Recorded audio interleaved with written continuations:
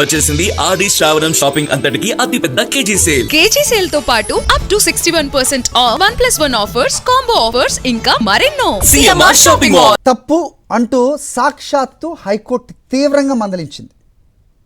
మంచి పద్ధతి కాదంటూ మొట్టికాయలేసింది.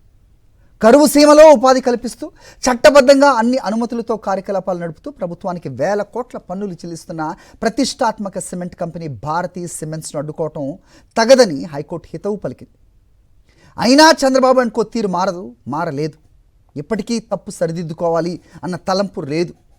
కళ్ళార్పకుండా కమిట్మెంట్తో తాను అబద్ధాలు ఆడినట్లే తమ పార్టీ ఎమ్మెల్యే చేత కూడా చంద్రబాబు అబద్ధాలు చెప్పించేస్తున్నారు. 4 ఏళ్ల క్రితం కేసుపై రాద్ధాంతం చేయిస్తున్నారు. సాక్ష్యాధారాలతో సహా దొరికిపోయి లేబర్ కోర్టులో ఓడిపోయిన ఆ కేసుపై ఇప్పుడు నాటకాలు ఏంటని కార్మికులే ఆశ్చర్యపోతున్నారు.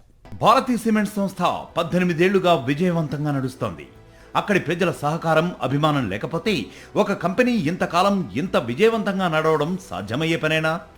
హైకోర్టు చెప్పినట్లు కరువు ప్రాంతంలో వచ్చిన ఈ కంపెనీ అక్కడి యువతకు ఉపాధి అవకాశాలు కల్పించింది. ప్రత్యక్షంగాను పరోక్షంగాను 15,000 కుటుంబాలలో వెలుగులు నింపింది. అందుకే ప్రజలు ఈ కంపెనీని గుండెల్లో పెట్టుకున్నారు. సాధారణంగా పరిశ్రమల కోసం భూమి సేకరిస్తే పరిహారం ఇవ్వడంతోనే రైతులకు, పారిశ్రామికవేత్తలకు అక్కడితో సంబంధం ముగిసిపోతుంది. కానీ పేదల కష్టాల గురించి తెలిసినా అందరికీ చేతనైనంత సాయం చేయాలని తప్పించే వైఎస్ జగన్మోహన్ రెడ్డి విభిన్నంగా ఆలోచించారు. భారతీ సిమెంట్స్ కోసం భూమినిచ్చిన రైతులందరికీ మరలా ఎకరానికింత అని లెక్కగట్టి అదనంగా డబ్బులిచ్చారు. అందుకే జగన్ను, భారతీ సిమెంట్ సంస్థను అక్కడి ప్రజలు గుండెల్లో పెట్టుకున్నారు. అలాంటి సంస్థపై అబాండాలు వేస్తే ఎవరైనా నమ్ముతారా? ఎప్పుడో 4 ఏళ్ల క్రితం పచ్చముఠాల ప్రోద్బలంతో 10 మంది వర్కర్లు అప్పటి సీఈఓపై దాడి చేశారు. ఆ కేసులో సీసీటీవీ ఫుటేజ్ సహా అన్ని సాక్ష్యాధారాలు స్పష్టంగా ఉన్నాయి. దానిపైన లేబర్ కోర్టులో వేసిన కేసులో ఓడిపోయారు కూడా. కొందరు కార్మికులను ఉసిగొల్పి దాడి చేయించి ఆ తరువాత కేసు పెట్టి ఏదో సాధించాలనుకున్న వారు అలా దెబ్బతిన్నారు. మరలా ఇప్పుడు ఆ కేసునే పట్టుకుని అదే కార్మికులను ముందు పెట్టి వాళ్లను రెచ్చగొడుతూ గొడవ నడిపిస్తున్నారు. ఇది చాలాదన్నట్లు మైనింగ్ చేస్తుంటే శబ్దాలు వస్తున్నాయంటూ కొత్త కట్టుకథలు మొదలుపెట్టారు. 18 ఏళ్లుగా లేని సమస్యలు ఇప్పుడు కొత్తగా వచ్చాయా? మీరెన్ని అబద్ధాలు ప్రచారం చేయాలనుకున్నా స్థానికులకు వాస్తవాలు తెలియవా? ఇవన్నీ డ్రామాలేనని ప్రజలకు అర్థం అవుతూనే ఉన్నా తీరు మాత్రం మారడం లేదు.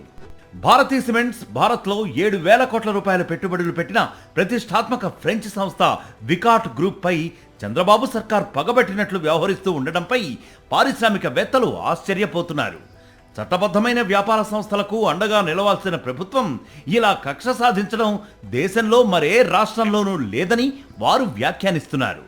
ట్యాక్స్ రూపంలో 7,300 కోట్ల రూపాయలు చెల్లిస్తున్న భారతీ సిమెంట్స్, వికాట్ వంటి సంస్థలను అడ్డుకోవడం వల్ల ప్రభుత్వానికి వచ్చే ప్రయోజనం ఏమిటి అని పారిశ్రామికవేత్తలు ప్రశ్నిస్తున్నారు. ఈజ్ ఆఫ్ డూయింగ్ బిజినెస్ లో గత ప్రభుత్వ హయాంలో నంబర్ 1 స్థానంలో ఉన్న ఆంధ్రప్రదేశ్ ఇప్పుడు 8వ స్థానానికి పడిపోయింది. పెట్టుబడిదారులకు ఆంధ్రప్రదేశ్ స్వర్గధామం అని చెబుతున్న చంద్రబాబు ఎమ్మెల్యేలను ముందు పెట్టి వారిని వేధింపులకు గురి చేస్తున్నారన్న ఆరోపణలున్నాయి. చంద్రబాబు అనుకో తీరు వల్లే రాష్ట్రం నుంచి పలు కంపెనీలు పలాయనం చిత్తగిస్తున్నాయి. మరిన్ని అప్డేట్స్ కోసం ఛానల్ ను సబ్స్క్రైబ్ చేయండి. నోటిఫికేషన్స్ కోసం బెల్ ఐకాన్ పై క్లిక్ చేయండి.